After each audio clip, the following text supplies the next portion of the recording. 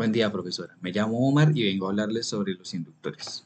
¿Qué es un inductor? Es un componente pasivo que almacena energía en forma de campo magnético. Viene dispuesto en dos situaciones que vamos a ver, en forma de toroide y en forma de solenoide. El inductor es caracterizado por la inductancia y esta es medida en henrios. Entonces, ¿cómo funciona un inductor? Sabemos que un inductor es una espira o son espiras que es un alambre enrollado en la disposición de toroide o en el solenoide. Entonces, al momento de que uno le aplica corriente a estas espiras, lo que hace es generar una fuerza, un campo magnético, y el campo magnético genera una fuerza electromotriz. Esta fuerza electromotriz se pone al cambio de la corriente, generando así una fuerza contraria al flujo de la corriente. Está bien dada por la ley de Faraday-Lenz, que es el voltaje de inductancia, que es igual a la inductancia por la tasa de cambio de la corriente. Las aplicaciones de los inductores son filtros de señales, generalmente son filtros de frecuencia, fuentes conmutadas y convertidores de corriente continua a corriente continua, transformadores lo podemos decir porque la forma de un transformador son similares a las de los inductores, y sintonizadores de radio. Buen día, profesora. Me llamo Omar y vengo a hablarles sobre los inductores. También como los inductores son capaces de almacenar energía en su campo magnético, también funcionan como almacenadores temporales de energía. Los inductores se comportan de forma diferente dependiendo de si están actuando en corriente continua o en corriente alterna. Entonces, ¿qué pasa? Vamos a ejemplificarlo con un simulador. Cuando estamos hablando de corriente continua, tenemos esta situación.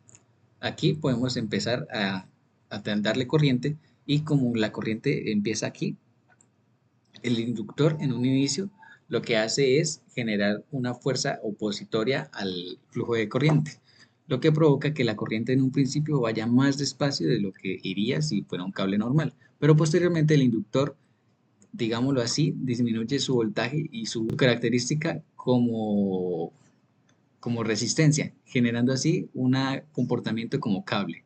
Ahora este tiene energía guardada en su campo magnético, la cual va a liberar a continuación. Esta energía la libera haciendo que el flujo de electrones se dé en el otro lado. Como podemos ver, esto sucede muy rápido, en cosa de milisegundos, y así de rápido se descarga, pero funciona para almacenar energía. También tenemos que ver cómo funcionan de forma alterna. Entonces aquí podemos ver cómo pasa rápido, pero podemos ver cómo la corriente va alternando, pero poco a poco se va a disminuir esta velocidad de flujo debido al inductor, que genera una fuerza opositoria al movimiento, lo cual hace que se frene. Entonces vemos que cada vez el voltaje va a ser menor y la corriente también va a ser menor, por lo tanto prácticamente no existe flujo de corriente. Ahora, continuando con la presentación, ya he ejemplificado esto, viendo que en corriente continua, en un principio, el inductor se comporta como un cable, y en corriente alterna funciona generando una fuerza de reactancia que obedece a la siguiente ecuación, que es 2pi por la frecuencia de la corriente que alterna, multiplicado por la inductancia. Tenemos que a mayor frecuencia, mayor oposición de la corriente.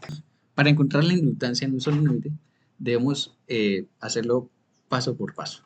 Primero tenemos que la inductancia es en un principio flujo total dividido en la corriente, pero flujo total tenemos que encontrarlo a partir del flujo de una sola espira. El flujo de una sola espira es el campo magnético multiplicado por el área transversal. Entonces, el campo magnético viene dado por esta forma de aquí, y al momento de multiplicarlo por el área tenemos esta forma de aquí, que es dada por teslas por metros al cuadrado, que estos son webers, como se ve aquí abajo. Aquí multiplicamos por el número de espiras, ya que como multiplicamos arriba es una sola espira analizada, aquí tenemos que analizarlo con todas. Así tenemos esta ecuación de aquí, que viene dada en webers, que es la equivalencia de teslas por metros al cuadrado. Dividiendo esto en la corriente, encontramos que la I la podemos cancelar, y por lo tanto nos queda esta ecuación de acá, que haciendo trabajo de las unidades vemos que los metros se cancelan y quedan webers sobre área, lo cual son henrios. Y cabe recalcar que webers es también equivalente a voltaje por segundo. Ahora, para encontrar la inductancia en un toroide, tenemos algo muy similar a lo anterior, solo que en vez de dividir en el largo del solenoide, como estamos tratando con un toroide, y el campo magnético tiene una distancia de así, el perímetro, este campo es característico, no tenemos que dividir sobre el largo del solenoide, sino por el perímetro del toroide. Así encontramos que tenemos que dividir 2pi sobre básicamente todo y tenemos una, una ecuación demasiado similar, pero en vez del largo del solenoide es el perímetro del solenoide. Esto debido a la disposición de los campos. En conclusión, tenemos que los inductores son muy útiles para controlar los cambios de corriente mediante el uso de los campos magnéticos que ellos mismos generan. Así, teniendo más control sobre los mismos, sobre la corriente y aumentando la seguridad y el uso de la corriente. También son fundamentales para aplicaciones de la electrónica moderna debido al uso del campo magnético, como ya mencioné anteriormente, y sabemos que como su comportamiento varía según si está trabajando con corriente continua o con corriente alterna, es altamente aplicable en ambas situaciones, pero eh, dependiendo de la situación va a ser útil para una cosa o para otra cosa. Entonces hay que tener en cuenta eso.